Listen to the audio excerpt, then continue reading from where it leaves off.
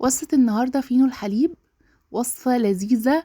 عيش طعم وشكل ولون وريحة، مش قادرة اوصفلكوا هو حلو قد ايه.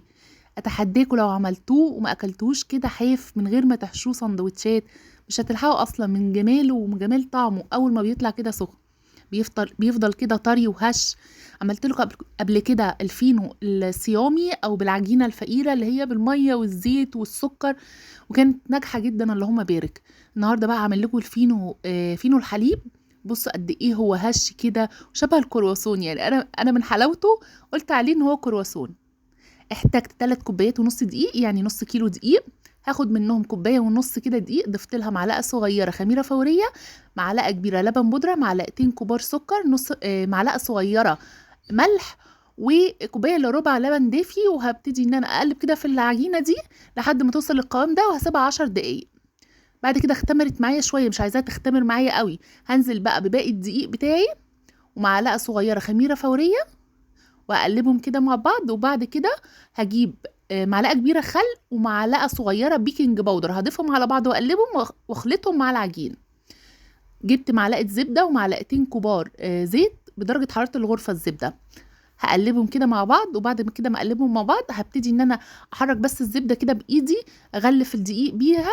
بعد كده هنزل بالميه تدريجيا، والميه هنا انا استخدمت زي ربع كوبايه ميه. فالميه يا جماعه تضيفوا تدريجيا لحد ما العجينه تتشكل معاكم وتتعجن بالشكل ده. كده عجنت زي 5 دقايق لحد العجينه بتاعتي بقت ناعمه.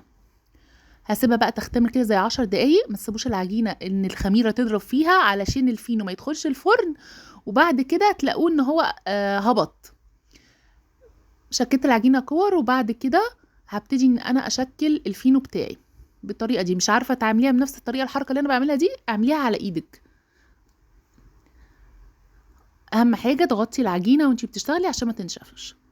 هفردها كده بشكل طولي، وابتدي بقى الف الفينو بتاعي. معلقه الخل بمعلقه البيكنج باودر دي بتنقل العجينه في حته تانية خالص بالشكل ده. واقفله كده من تحت، لفيته رول وهقفله من تحت. وبعد كده ان انا ابتدي افرده كده بشكل طولي زي ما انتوا كده شايفين. هفرده رول والف كده العجينه بتاعتي واقفلها من تحت وافرده بشكل طولي او برومو بشكل طولي. واثبت اهم حاجه وانا بلف اطراف العجين علشان العجينه ما تمطش معايا. بعد كده هحطه بقى في صينيه مدهونه زيت. واهم حاجه قفله العجين تبقى من تحت. هسيبه يختمر 10 دقايق لحد بس ما يتضاعف حجمه. هرشه بقى بنص كوبايه ميه، ضايفه لها معلقه سكر كبيره. بعد كده احط سمسم، احط حبه البركه، احط شوفان، اي حاجه من غير اي حاجه. انا هنا اشتغلت بالسمسم وبس، ما اشتغلتش باي حاجه تانية. هدخله بقى الفرن على درجه حراره من 200 ل 220. اول ما يبتدي لونه ان هو يعمل لون من فوق اشغل الشوايه عليه بالشكل ده. اول ما بيطلع بديله رشه ميه بالبخاخ وبس كده. وبألف هنا. ما تنسونيش بلايك وشير للفيديو لو الوصفه عجبتكم. انا هيام علي من البيت.